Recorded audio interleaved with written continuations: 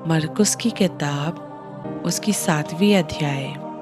तब फरीसी और कुछ शास्त्री जो यरूशलेम से आए थे उसके पास इकट्ठा हुए और उन्होंने उसके कुछ चेलों को बिना धोए हाथों से रोटी खाते देखा, क्योंकि फरीसी और सब यहूदी पूर्वजों की परंपरा पर चलते हैं और जब तक भली भांति हाथ नहीं धो लेते तब तक नहीं खाते, और बाजार से आकर जब तक नहाते नहीं तब तक नहीं खाते।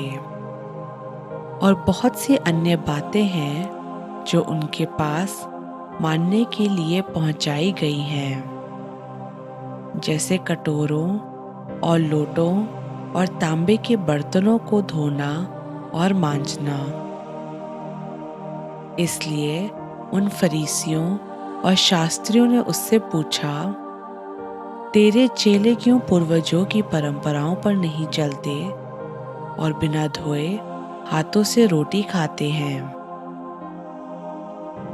यीशु ने उनसे कहा, यशायाह ने तुम धोखेबाजों के बारे में बहुत ठीक भविष्यवाणी की। जैसा लिखा है, ये लोग होठों से तो मेरा आदर करते हैं पर उनका मन मुझसे दूर रहता है। ये व्यर्थ मेरी उपासना करते हैं क्योंकि इंसानों की आज्ञाओं को धर्मोपदेश करके सिखाते हैं, इंसानों की परंपराओं को मानते हो। यीशु ने उनसे कहा, तुम अपनी परंपराओं को मानने के लिए परमेश्वर की आज्ञा कैसे अच्छी तरह टाल देते हो? क्योंकि मूसा ने कहा है, अपने पिता और अपनी माता का आदर कर, और जो कोई पिता व माता को बुरा कहे वह जरूर मार डाला जाए। लेकिन तुम कहते हो कि अगर कोई अपने पिता व माता से कहे, जो कुछ तुझे मुझसे फायदा पहुंच सकता है वह कुर्बान अर्थात समर्पित हो चुका, तो तुम उसको उसके पिता व उसकी माता की कुछ सेवा करने नहीं देते। इस प्रकार तुम अपनी परंपराओं से, जिन्हें तुमने ठहराया है, परमेश्वर का वचन टाल देते हो और ऐसे ऐसे बहुत से काम करते हो। तब उसने लोगों को अपने पास बुलाकर उनसे कहा, तुम सब मेरी सुनो और समझो। ऐसी कोई चीजें नहीं जो इंसान में बाहर से घुसकर उसे गंदा करे, लेकिन जो चीजें इंसान के अंदर से निकलती है वही उसे गंदा करती है। यदि किसी के सुनने के कान हो तो सुन ले। जब वह भीड़ के पास से घर में गया तो उसके चेलों ने इस दृष्टांत के बारे में उससे पूछा। यीशु ने उनसे कहा, क्या तुम भी ऐसे नासमझ हो? क्या तुम नहीं समझते कि जो चीज़ बाहर से इंसान के अंदर जाती है वह उसे मैला नहीं कर सकती, क्योंकि वह उसके मन में नहीं लेकिन पेट में जाती है और संडास में निकल जाती है। ये कहकर यीशु ने सब खाने की चीज़ों को साफ ठहराया। फिर उसने कहा, जो इंसान में से निकलता है वही इंसान को मैला करता है, क्योंकि अंदर से अर्थात इंसान के मन से बुरे बुरे विचार, व्यभिचार, चोरी, हत्या, परस्त्रीगमन, लोभ, शैतानी, छल, लालचपन, गलत नज़र, निंदा, अभिमान और मूर्खता निकलती है। ये सब बुरी बातें अंदर ही से निकलती है और इंसान को मैला करती है। फिर वह वहाँ से उठकर सूर और सैदा के देश में आया और एक घर में गया और चाहता था कि कोई न जाने, लेकिन वह छिप न सका।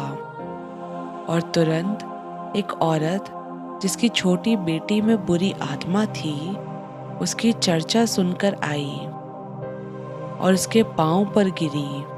ये यूनानी और सुरूफिनिकी जाति की थी। ये यूनानी और सुरूफिनिकी जाति की थी। उस औरत ने यीशु से विनती की कि मेरी बेटी में से बुरी आत्मा निकाल दे। यीशु ने उससे कहा, पहले लड़कों को संतुष्ट होने दे, क्योंकि लड़कों की रोटी लेकर कुत्तों के आगे डालना सही नहीं है। उस औरत ने यीशु को उत्तर दिया, सच है प्रभु, फिर भी कुत्ते भी तो मेज के नीचे बालकों की रोटी का चूरचार खा लेते हैं। यीशु ने उससे कहा, इस बात की वजह से चली जा, बुरी आत्मा तेरी बेटी में से निकल गई है। उसने अपने घर आकर देखा कि लड़की खाट पर पड़ी है और बुरी आत्मा निकल गई है। फिर यीशु सूर और सैदा के देश से निकलकर दिकापुलिस से होता हुआ गलील की झील पर पहुंचा।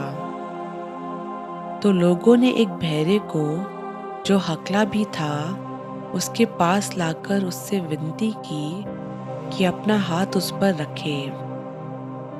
तब वह उसको भीड़ से अलग ले गया और अपनी उंगलियां उसके कानों में डाली और थूककर उसकी जीभ को छुआ और स्वर्ग की ओर देखकर आ भरी और उससे कहा,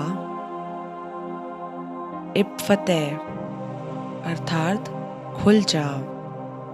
उसके कान खुल गए और उसके जीभ की गांठ भी खुल गई और वह साफ साफ बोलने लगा।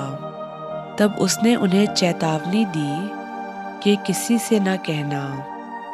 लेकिन जितना यीशु ने उन्हें चेतावनी दी, उतना ही वह और प्रचार करने लगे। वह बहुत ही हैरानी में होकर कहने लगे, उसने जो कुछ किया सब अच्छा किया है। वह बहरों को सुनने की और गूंगों को बोलने की शक्ति देता है।